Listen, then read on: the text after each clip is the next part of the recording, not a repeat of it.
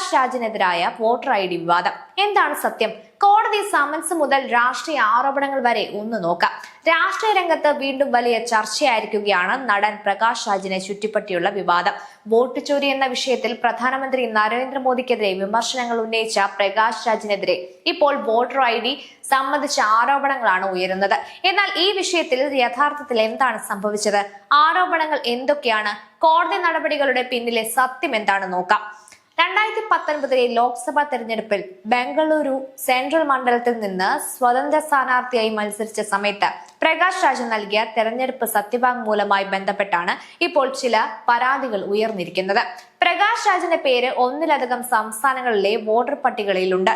കർണാടക, തമിഴ്നാട്, തെലങ്കാന, ആന്ധ്രാപ്രദേശ് തുടങ്ങിയ സംസ്ഥാനങ്ങളിലെ വോട്ടർ പട്ടികകളുമായി ബന്ധപ്പെട്ടാണ് ആരോപണങ്ങൾ ഉയരുന്നത്. നിയമപ്രകാരം ഒരാൾക്ക് ഒരേ സമയം ഒന്നിലധികം സ്ഥലങ്ങളിൽ വോട്ടറായി രജിസ്റ്റർ ചെയ്യാൻ കഴിയില്ല. ഇത്തരം വിഷയങ്ങളിൽ തെരഞ്ഞെടുപ്പ് നിയമപ്രകാരം പരിശോധനയും നിയമ നടപടികളും ഉണ്ടാകാം. ഇതിനിടെയാണ് ബംഗളൂരുവിലെ ഒരു കോടതിയുമായി ബന്ധപ്പെട്ട് പ്രകാശ് രാജിനെതിരെ സമൻസ് ഇറങ്ങിയത്.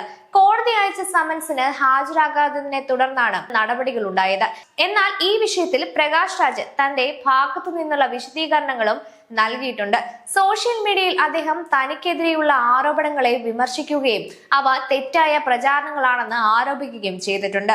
ഇവിടെ ശ്രദ്ധിക്കേണ്ട പ്രധാന കാര്യം, ആരോപണം ഉയരുന്നത് ഒരു കാര്യം, അത് കോടതി പരിശോധിച്ച് നിയമപരമായി തെളിയിക്കപ്പെടുന്നത് മറ്റൊരു കാര്യമാണ്. രാഷ്ട്രീയത്തിൽ പലപ്പോഴും നേതാക്കളും സിനിമാ താരങ്ങളും പരസ്പരം വിമർശിക്കാറുണ്ട്. ഒരു വിഷയത്തിൽ ഒരാൾ അഭിപ്രായം പറഞ്ഞാൽ പിന്നീട് അയാളുടെ വ്യക്തിപരമായ കാര്യങ്ങൾ ഉയർത്തിക്കാട്ടി തിരിച്ചടിക്കുന്ന രാഷ്ട്രീയ രീതിയും നമ്മൾ കാണാറുണ്ട്. പ്രകാശ് രാജ് കഴിഞ്ഞ കാലങ്ങളിൽ കേന്ദ്ര സർക്കാരിനെയും പ്രധാനമന്ത്രി നരേന്ദ്രമോദിയെയും വിമർശിച്ചിട്ടുള്ള വ്യക്തിയാണ്. അതുകൊണ്ട് തന്നെ അദ്ദേഹത്തിനെതിരായ ഓരോ ആരോപണങ്ങളും രാഷ്ട്രീയ ചർച്ചയായി മാറുകയാണ്.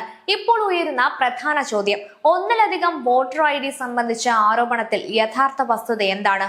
നിയമം എല്ലാവർക്കും ഒരുപോലെയാണ്. ആരോപണം നേരിടുന്ന വ്യക്തിയാണെങ്കിലും ആരോപണം ഉന്നയിക്കുന്നവരാണെങ്കിലും അന്തിമ തീരുമാനം തെളിവുകളുടെയും നിയമ നടപടികളുടെയും അടിസ്ഥാനത്തിലായിരിക്കണം. അതുകൊണ്ട് ഇപ്പോൾ നടക്കുന്ന വിവാദത്തിൽ ശ്രദ്ധിക്കേണ്ടത് രാഷ്ട്രീയ വാദപ്രതിവാദങ്ങൾക്കപ്പുറം ഔദ്യോഗിക രേഖകളും കോടതി നടപടികളുമാണ്.